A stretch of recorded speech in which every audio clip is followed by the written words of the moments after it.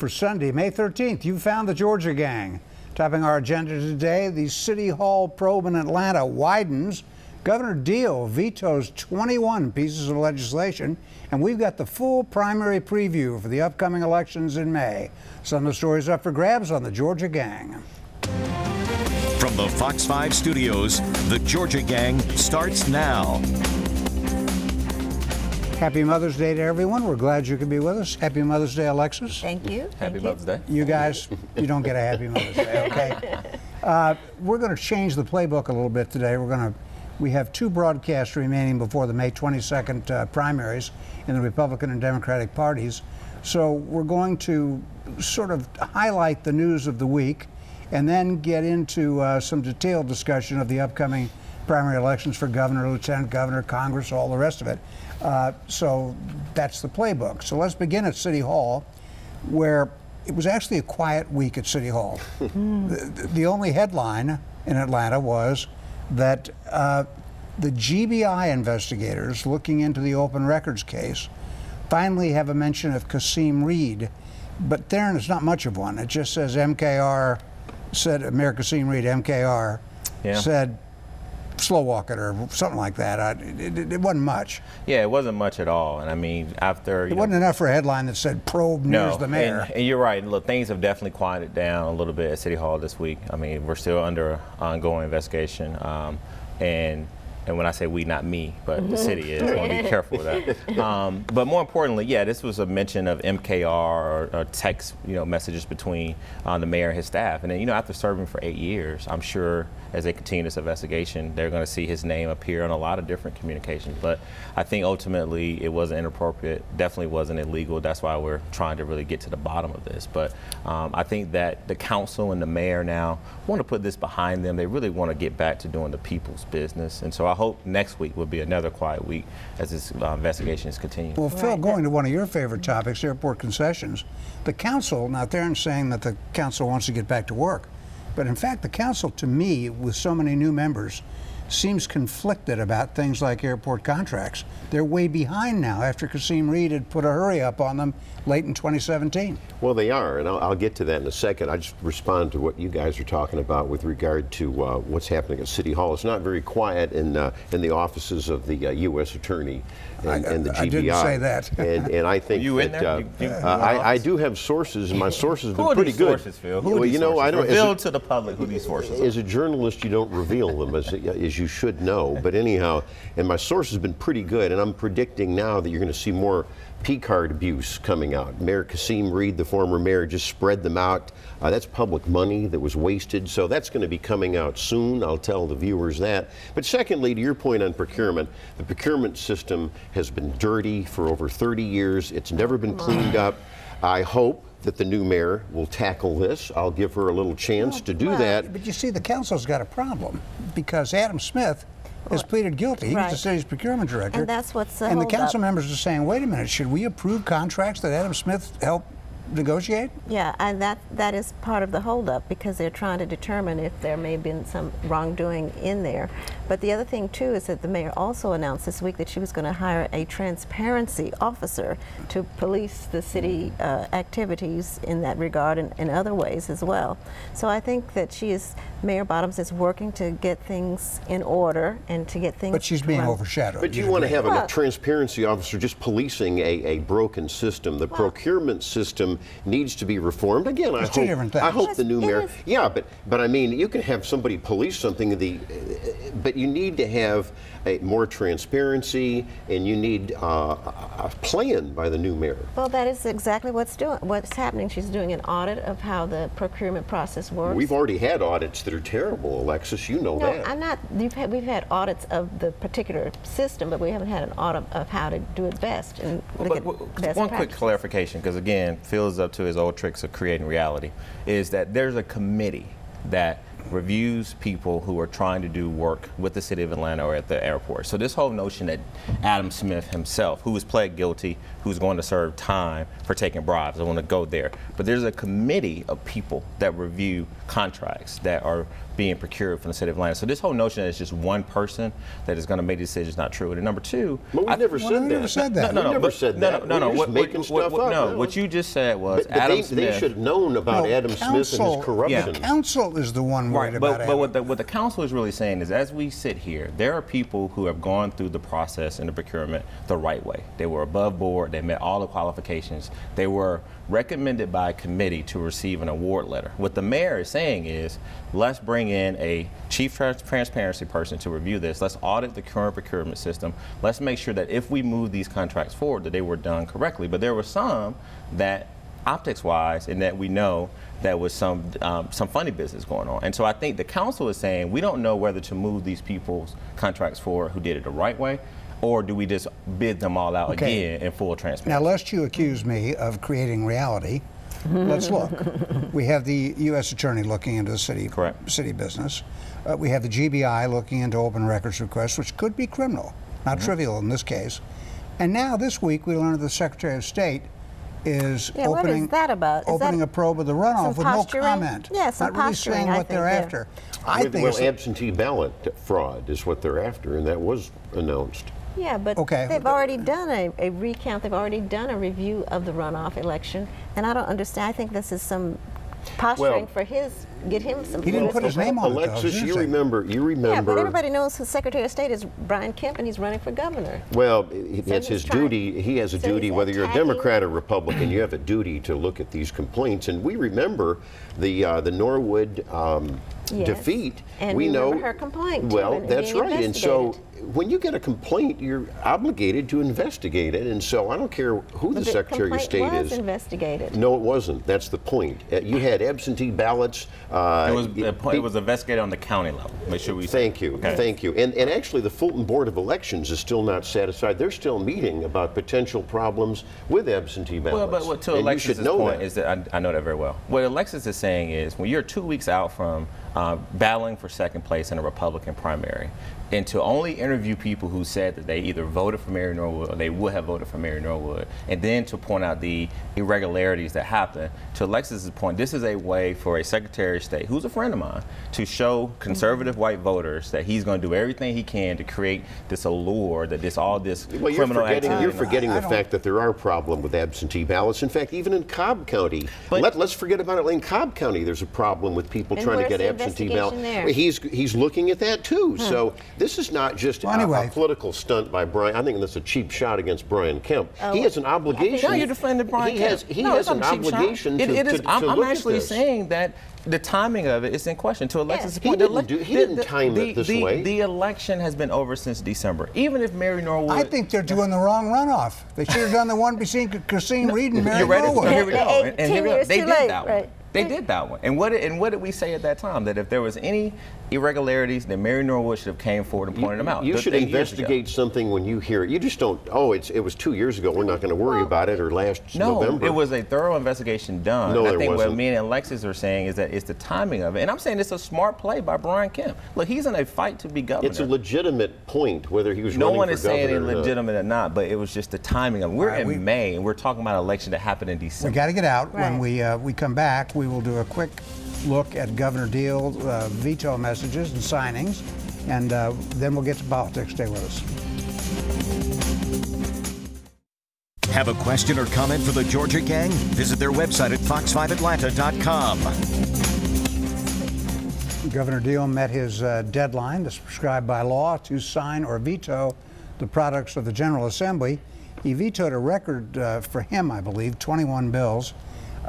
He signed one bill that we've all been watching, which is the creation of the city of Eagles Landing, where I noticed the liberal press now refers to it as the separation of Stockbridge. Well, it's a succession from Stockbridge, too, if you want to call it that. But Eagles Landing... And I was wrong. I said he wouldn't sign it, and he did. Well, he did, and I think I know why, because it turns out that Stockbridge's concerns about the bond money, the people of Eagles Landing will continue to pay on those bonds until they're paid off, even though they're in a new city. Right. They have to approve the new city, of course, first. It's just like in DeKalb, where people in the new city still pay the park bonds that were done by Vernon Jones years ago.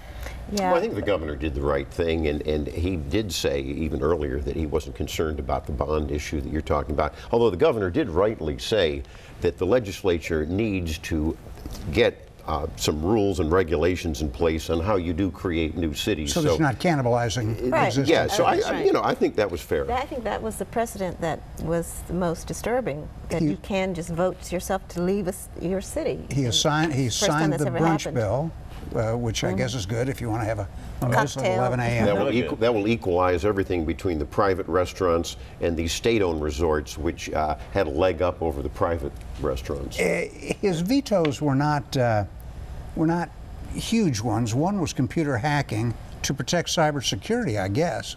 Well, the intention of that cyber bill, we talked about it. I think, Dick, you were gone that day. We analyzed it. It was good intentions with this bill. It was to try to protect people's privacy and sensitive information. Although, as we know, as someone tries to fix something and you go into a computer, there was a concern that these people could be violating the law. I think, and we've all seen this over the years with legislatures, they get in a rush by day 40 and things don't get vetted properly. It's been a problem. And so the governor, which is good, vetted this and said, you know, we're not there yet, and he vetoed it. Well, And he vetoed the vetted big... it with the help of Google and Yahoo and folks who said. Well, there this was is some, not yeah, good. the cyber community really stepped forward with some great arguments. He vetoed the health study bill that Casey Cagle had wanted, but I think he was reasonable there. He said, hey, the new governor gets to pick his team and Right. figure out what study commissions he wants on all that. So that nothing really jumped out at me other than Eagles Landing, and good luck to them, and good luck to any new city. They make a good case for the fact that they're not getting the services from Stockbridge that they're paying taxes for. There was good news for City of Atlanta taxpayers, and that is that the cap, you can't go over on your assessments every year 2.6%, and that'll help with regard to these assessment problems. And so that was good. Beth Beskin, Representative Beskin, the Republican, shepherded that through. So great. It was a great reform. Let's turn to politics now, because the primary is May 22nd. And early voting has already begun. Early voting has already begun. That's a great shame in my view. Phil told me 90,000 people had voted, and I told him, I said, that's 90,000 too many. Election day is May 22nd, and you don't know what's going to come out. I really don't like it. Yeah. But we are in the middle of TV wars. I mean, clearly everybody that's going to be up, well, just about everybody that's going to be up is up and running. And I sometimes if I see a Casey Cagle commercial and a Brad Raffensperger back to back, I think that the Central American gangs in MS-13 Taking over. are about to break down my front door. I mean, I know gangs are a problem, Phil, but I don't think they're the biggest issue facing I'm Georgians. actually glad that they're focusing on gangs. I mean, you got DA Vic Reynolds in Cobb County correctly pointing out that it's a crisis in this state, rural and urban. So I'm glad it's an issue. All right, so let's start on the Republican side. Casey Cagle, we all agree, I don't think we've changed our views at all. It's going to be somewhere above 40%. Right around or above 40%. The question is, who gets into the runoff with Casey Cagle? Is it Brian Kemp or is it Hunter Hill? Well, let me mention this too before we all analyze your question. We were going to have a Fox 5 Opinion Savvy poll. We had talked about that last week. They, I think, properly said because of the TV barrage of ads that you've just talked about, they're going to move that up to the middle of the week for both the Democrat and the Republican primaries. Right. So I just wanted to point that out. I think, and I'd love to hear what everybody else says, I think that Brian Kemp has got a boost from his ads, especially the new one with the explosion and he's in his truck wanting to round up illegal aliens. And I thought it was the right touch of seriousness and humor. I think Hunter Hill is still a contender. I don't see Clay Tippins moving forward. Yeah. No, and Hunter Hill's gone back to the silly ads. He's gone back to the lookalikes of Casey Cagle and Brian Kemp. And I would think that it was time for Hunter Hill to get serious about why he wants to be governor. That's just me. Right, I agree. But I disagree with you, Phil. I think Hunter Hill might have a slight edge over Brian Kemp. Well, if I can jump in here, there was an article in AJC this week. It was the Georgia Gang Investigators Association, Jim Galloway, and Ryan Foles, that basically documented, and it totally contradicts what Phil and Brian Kemp and Casey Cagle want us to believe, that there is a gang problem in Georgia, but it's not primarily the problem. The source of the problem is illegal or undocumented immigrants. Okay, so this whole allure. You love illegal immigrants, don't you? But so I want to make sure that our viewers know that we come on this show and we do our homework, unlike Phil sometimes. Oh, come on. And I want to actually, really to our viewers know that these undocumented or illegal immigrants that they're flashing on television is not the source of our gang problem in Georgia. Well, it's typical. Since you personally attacked me, I'm going to have a little right of reply here. No, let me finish. Because I go with Vic Reynolds and his documentation on the gangs and the illegals. I wanted to come MS-13. I wanted to come on this show and finally quote a credible source to push back on you on that. And then secondly, I do think Kemp has an edge now. I think while his ads may or may not be liked by a lot of voters, it's getting attention. He's doubled down on it. So I think that he right now is on a surge to be a second place finisher to go to the runoff with Casey Cagle. And he may stave off Hunter Hill if he does that. I think he will. Yeah. All right, we don't have time to do the Democrats in this segment. We'll come back. And then I think the ad wars on the Democrats, though, are very effective. I think it might be helping Stacey Evans. When we come back, we'll look at this battle of the Stacys, Stacey Abrams and Stacey Evans, and much more on the upcoming primary ballot. We'll return. Have a question or comment for the Georgia Gang? Visit their website at fox5atlanta.com. We've listened to the national pundits for the last 6 months talk about this great blue wave that's going to sweep the Republicans and Donald Trump out of office.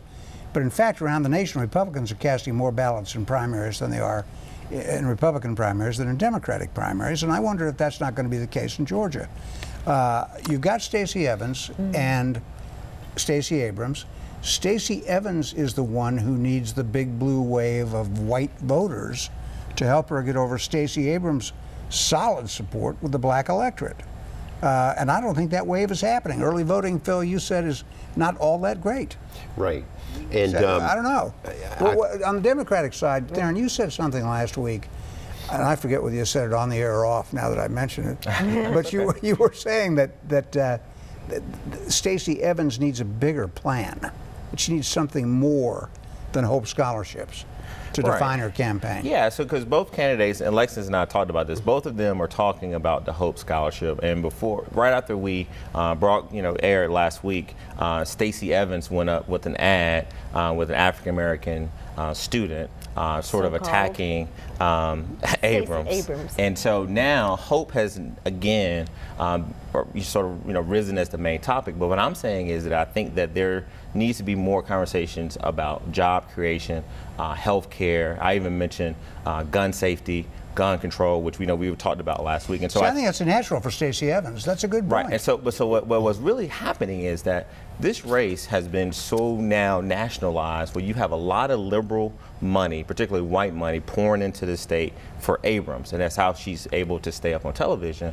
And then a lot of these white liberals are actually supporting her, and it's taken away from Evans. But what's also happening is that I think Evans is getting a little bit more support in the African American community, while Abrams still has a bold lead there. So I think, again, Abrams has definitely responded aggressively to this attack from Evans on her record with Hope, but I think that they both have got to sort of talk about different issues. Alexis, it seems to me that Stacey Evans, to have a chance, has to get white suburban women.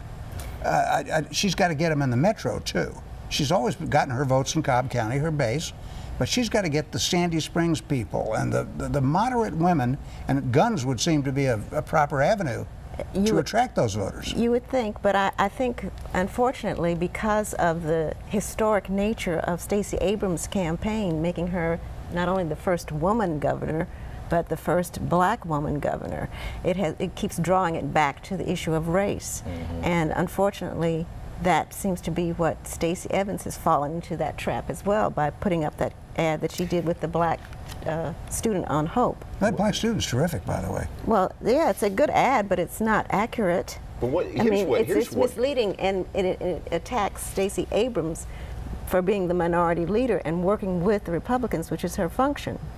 And she worked with them, and her position is that she worked with them to prevent even more cuts from the scholarship and to save hope. So It's a narrow intramural Yeah, it is. That's it is. my point. Here's what I agree. DuBose Porter says, who's chairman of the state Democratic Party.